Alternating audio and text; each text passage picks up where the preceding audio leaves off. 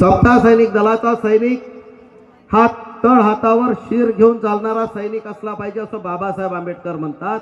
याचा अर्थ असा आहे की समता सैनिक दलाच्या सैनिकाच्या एकोप्यामुळे, या एकतेमुळे त्याचा समाजामध्ये आदर निर्माण झाला पाहिजे आणि शत्रूच्या मनामध्ये त्याच वेळेस त्याचा दरारा सुद्धा निर्माण झाला पाहिजे। असा समता सैनिक दलाचं संघटन या देशामध्ये बाबासाहेब आंबेडकरांना अपेक्षित होतं। परंतु नेमकं झालं काय, बाबासाहेब आंबेडकरांच्या महापरिनिर्वाणानंतर समता सैनिक दल ज्या ताकदीने आपण मोठा करायला पाहिजे होतं त्या ताकदीने समता सैनिक दल आपण मोठा करू शकलो नाही।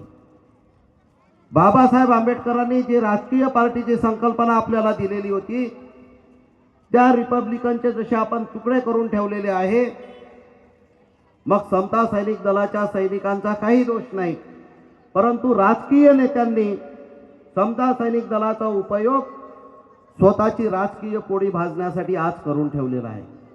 आम्ही समता सैनिक दल अमरावती जिल्ह्यामध्ये काम करत आहोत। आमचे राष्ट्रीय अध्यक्ष मार्शल अशोक खनाडे सर या सर्व टीमने गटातटामध्ये विभागलेल्या समता सैनिक दलाला एकत्र करून एक समता सैनिक दल संपूर्ण देशामध्ये असलं पाहिजे, हा एक आमचा प्रयत्न आहे। समता सैनिक दल कोणत्याही राजकीय पार्टीसाठी काम करणारं नसावं। समता सैनिक दल फक्त आणि फक्त सामाजिक सुरक्षा निर्माण करण्यासाठी असावं, समाजाला संस्कार देण्यासाठी असावं, समाजाला दिशा देण्यासाठी असावं।